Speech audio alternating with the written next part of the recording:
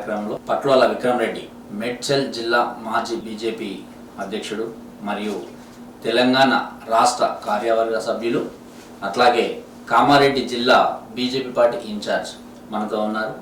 నమస్కారం అండి. నమస్కారం. PR9 వీక్షకులందరికీ కూడా హృదయపూర్వకమైనటువంటి నమస్కారాలు. ప్రజెంట్ ముఖ్యంగా నడుస్తుంది రైతుల సమస్యలు. నిజంగా పాపం చూస్తుంటే ఒక్కొక్క దగ్గర వర్షాలు పడి ఆ కళ్ళంలో ఉన్న వడ్లని కొట్టుకపోతున్నాయి. 6 నెలలు కష్టపడి తెలంగాణ పొద్దాక కష్టపడి ఒక కుటుంబం మొత్తం కష్టపడి ఆ పంట పండిస్తే ఆ పంటను కొనడానికి ప్రభుత్వాలు ముందుకు రాక రైతులు ఎంతో ఇబ్బందికరమైన పరిస్థితులు ఎదుర్కొంటున్నారు. 6 నెలల్లో వాళ్ళు కష్టపడి ఒక మెతుకు తిని అలా మెతుకును పండిస్తే కనీసం ఆ మెతుకును కొనడానికి కూడా ప్రభుత్వాలు ముందుకు రావట్లేవు. ప్రైవేటు వ్యవస్థలు ఏమో క్వింటాల్ గవర్నమెంట్ విధించిన రేటు కన్నా 500 రూపాయలు ప్రైవేట్ వ్యవస్థలు కొంటున్నాయి. అయితే ఇక్కడ రైతులు ధర్నాలు చేసి మా ఒడ్లు కొనండి అయ్యే మొర్రో అని అరుస్తుంటే కేంద్ర ప్రభుత్వం తీసుకోవట్లేదని రాష్ట్ర ప్రభుత్వం తీసుకోవట్లేదని కేంద్ర ప్రభుత్వం. అసలు ఈ వ్యవస్థలో అసలు ఏం జరుగుతుంది, రైతులకు ఎందుకు అన్యాయం జరుగుతుంది, రైతులకు న్యాయం కేంద్ర ప్రభుత్వం కానీ తెలంగాణ రాష్ట్ర ప్రభుత్వం ఎందుకు చేయలేకపోతున్నారు, ఒకరి మీద ఒకరు ఎందుకు నిందలేసుకుంటున్నారు? అయితే తప్పుకు ఏదైతే లోపం ఉందో దాన్ని సరిదిద్దుకోవాల్సింది కాకుండా తప్పును ఇంకొకరి మీద నెట్టివేయడం అనేటువంటిది ఏదైతుందో ఇది సరైనటువంటి పద్ధతి. కేంద్ర ప్రభుత్వం ధాన్యం కొనడం కోసం కావాల్సినటువంటి డబ్బులన్నింటినీ కూడా కేంద్ర ప్రభుత్వమే ఇస్తుంది. దానికి సంబంధించినటువంటి అమాలీ ఛార్జెస్ను కూడా కేంద్ర ప్రభుత్వం ఇస్తుంది. దానికి కుట్లు వేయడానికి అయ్యేటువంటి సుతిలి దబ్బడం ఖర్చులు కూడా కేంద్ర ప్రభుత్వమే ఇస్తుంది. అయితే నేను ఇంతకుముందే చెప్పినట్టు ఈ ఫెడరల్ సిస్టంలో దాన్ని కేంద్ర ప్రభుత్వము ఎందుకు స్వయంగా ఉండలేదని కూడా అనవచ్చు. కానీ ఈ భాగస్వామ్య ప్రభుత్వాల్లో రాష్ట్ర ప్రభుత్వాలు చేయాల్సినటువంటి బాధ్యత, వాటిని సేకరించాల్సినటువంటి బాధ్యత రాష్ట్ర ప్రభుత్వాలు. కాబట్టి రాష్ట్ర ప్రభుత్వానికి అగ్రికల్చర్ ఆఫీసర్స్ ఉంటారు, దాంతోపాటు సంబంధిత అధికారులు అనేక మంది సాయిల్ చెకింగ్ ఆఫీసర్స్ ఉంటారు, మిగతా అందరు ఉన్నారు.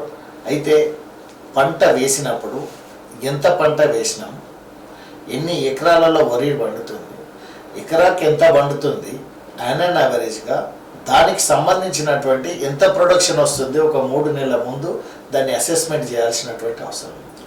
ఆ 3 నెలల ముందు అసెస్మెంట్ చేసి ఎంతైతే పంట వస్తుందో ఆ పంటకు తగ్గట్టు దానికి సంబంధించినటువంటి వ్యవస్థను ఏర్పాటు చేయకపోవడం కారణంగా ఆ రకంగా కళ్ళాలలో ఉండి. అయితే రైతు ఇంత కష్టపడి పంట పండించి తీసుకుపోయి అక్కడ కొనే సెంటర్ దగ్గర పెట్టి ఆ పంట వర్షం పడి నానితే ఎంత బాధ ఉంటుందో అర్థం చేసుకోవాలి. మొన్న కూడా చూసిన, నిన్నైతే ఒక రైతు పేపర్లన్నీ తీసుకుపోయి ఇట్లా పడేసి మొత్తం బాధపడుతున్నటువంటి సంగతిని మనం చూసాం. అయితే ప్రొడక్షన్ పెరిగిన మాట వాస్తవం, అగ్రికల్చర్లో ధాన్యాన్ని పెంచినటువంటి వాస్తవం, కొంత ప్రొడక్షన్ పెరగాల్సింది ఎంతైతే గతంలో వచ్చిందో దానికంటే కూడా పెరిగినటువంటి మాట వాస్తవం. కానీ ఈ పెరిగిన దానికి అనుగుణంగా తీసుకోవాల్సినటువంటి బాధ్యత రాష్ట్ర ప్రభుత్వాన్ని. అది చేయకపోయి కేంద్ర ప్రభుత్వం మీద నెట్టడం అనేటువంటిది, కేంద్ర ప్రభుత్వం కొంటలేదని గత ప్రభుత్వం కూడా ఈ రకంగానే చేసింది. కానీ రైతులకు అర్థమైన తర్వాత రైతులను మభ్యపెట్టే ప్రయత్నం చేసింది. ఈరోజు మభ్యపెట్టే పరిస్థితి లేదు. ఈరోజు మీలాంటి ఛానల్స్ కావచ్చు, లేకపోతే సోషల్ మీడియా కావచ్చు, కళ్ళ ముందు ప్రపంచం కనిపిస్తూ ఉంటుంది సెల్ ఫోన్ ద్వారా. ప్రపంచం దేశంలో ఏ రకమైనటువంటి నిర్ణయాలు జరుగుతున్నది, ఏం జరుగుతుంది అనేటువంటిది వాస్తవాలను కనిపెట్టేటువంటి రైతులు ఈరోజు ఈ ప్రాంతం లోపల ఉన్నారు. కాబట్టి నెట్టాలని ప్రయత్నం చేసినా, ఇంకో ప్రయత్నం చేసినా అల్టిమేట్గా ఏ ప్రభుత్వమైనా, అది కేంద్ర ప్రభుత్వమైనా రాష్ట్ర ప్రభుత్వమైనా, రైతులను ఆదుకోవాల్సినటువంటి బాధ్యత ప్రభుత్వాలపైన ఉంది. అయితే కేంద్ర ప్రభుత్వం, నరేంద్ర మోడీ గారి ప్రభుత్వం మద్దతు ధర విషయంలో 2014 కంటే ముందు 1300 చిల్లర ఉన్నటువంటి మద్దతు ధరను ఈరోజు 2400 వరకు, 2300, 400 వరకు తీసుకొచ్చిన 6 రెట్లు ఏ రకంగా పెంచిందో ఒకసారి మనం అర్థం చేసుకోవాల్సిన. యూరియాకి సంబంధించి ఎంత సబ్సిడీ ప్రభుత్వం ఇస్తుంది, కిసాన్ సమ్మాన్ నిధి కేవలం ఎన్నికలప్పుడు ఏదో ఓటు వేయడానికి పోయేటప్పుడు దాన్ని అకౌంట్లో వేయడం కాకుండా మీరు అబ్జర్వ్ చేయండి, మీరు ఒకసారి డాటా తీయండి. 6,000 రూపాయలు క్రమబద్ధంగా ఏ రోజైతే స్కీమ్ అనౌన్స్ చేసిందో ఆ రోజు నుంచి ఈ రోజు వరకు ప్రతి పేదవాడికి 6,000 రూపాయలు రైతు కిసాన్ సమ్మాన్ నిధి వస్తుందా లేదా ఒకసారి మీరు గమనించండి. కాబట్టి నరేంద్ర మోడీ గారి సంకల్పము బీజ్ సే లేకర్ బాజార్ తక్ అనే స్లోగన్ ఏదైతుందో విత్తనం వేసినప్పటి నుంచి బజార్కు పోయేటంత వరకు గత ప్రభుత్వం లోపల కూడా ఫసల్ బీమాకు సంబంధించినటువంటి ఈ ప్రాంతంలో జరగలేదు. ఫసల్ బీమా అనేటువంటిది బీమా చేస్తే ఏమవుతుందంటే ఇక్కడ ఉన్నటువంటి దీని లోపల పోతే ఈ ప్రాంతం లోపల నీకు వేసినటువంటి విత్తనము పంట అయినండి అమ్మేంత వరకు ఏ రకంగా ఇబ్బంది వచ్చినా కూడా దాంట్లో ఒకవేళ నష్టపోతే ఆ ఇన్సూరెన్స్ ద్వారా డబ్బులు వచ్చేటువంటి పరిస్థితి ఫసల్ బీమా యోజన అనేటువంటి దాన్ని తీసుకొచ్చినటువంటి.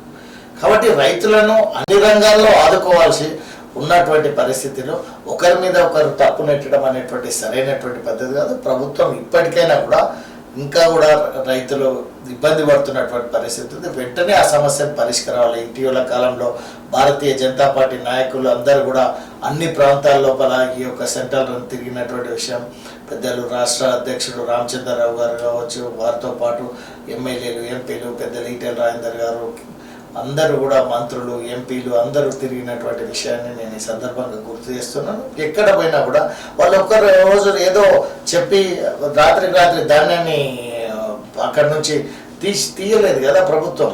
కాబట్టి ఉన్నటువంటి మాట వాస్తవం.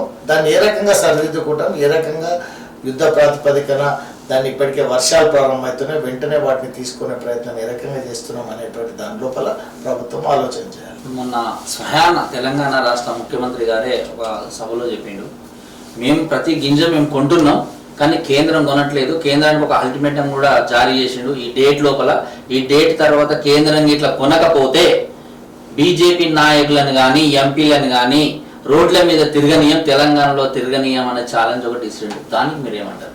తప్పకుండా స్వీకరిస్తున్నాం. భారతీయ జనతా పార్టీ కేంద్ర ప్రభుత్వం నరేంద్ర మోడీ గారి నేతృత్వంలో ఉన్నటువంటి ప్రభుత్వం గింజ కొంటమనేటువంటి విషయాన్ని చెప్పారు. హామీలు ఇచ్చి దాటవేయడము, హామీలు ఇచ్చి పక్కకు తప్పడం అనేటువంటిది భారతీయ జనతా పార్టీ నైజం కాదు, నరేంద్ర మోడీ గారి నైజం అంతకన్నా కాదు. డెఫినెట్గా భారతీయ జనతా పార్టీ ముందుండి కొనిపించేటువంటి ప్రక్రియ చేస్తారు. కానీ నీ వ్యవస్థలో ఉన్నటువంటి లోపాలను ముందు సరిదిద్దుకునే ప్రయత్నం, ఏ రకంగా స్పీడప్ చేయాలా అనేటువంటి దాన్ని ఇక్కడ సరిదిద్దుకునే ప్రయత్నం చేయమని చెప్పేసి గౌరవ ముఖ్యమంత్రి గారిని, ప్రభుత్వాన్ని కూడా కోరుతాను.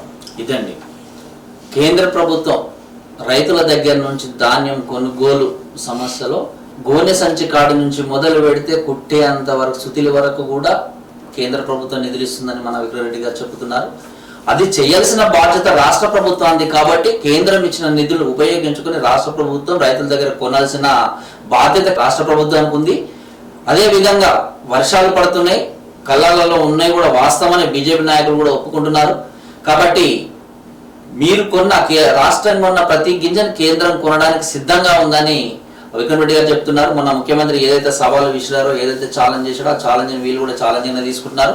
రాష్ట్ర ప్రభుత్వం ప్రతి గింజను కొనుక్కొని కేంద్ర ప్రభుత్వానికి ఇవ్వాల్సిందిగా వాళ్ళు చెప్తున్నారు. దానికి కావాల్సిన ఖర్చు, దానికి కావాల్సిన డబ్బులు ఏదైనా కేంద్ర ప్రభుత్వం ఇస్తుందని చెప్తున్నారు. సరే చూద్దాం. ఏదేమైతేనేది కేంద్రం కానీ రాష్ట్రం కానీ రైతులకి న్యాయం జరిగే విధంగా వాళ్ళు రెండు ప్రభుత్వాలు కలిసి రైతులకు అన్యాయం జరగకుండా రైతులకు న్యాయం జరిగే విధంగా చూడాల్సిన బాధ్యత రెండు ప్రభుత్వాలు ఉందని చెప్పి సందర్భంగా నేను ప్రజల తరఫున తెలియజేస్తున్నాను.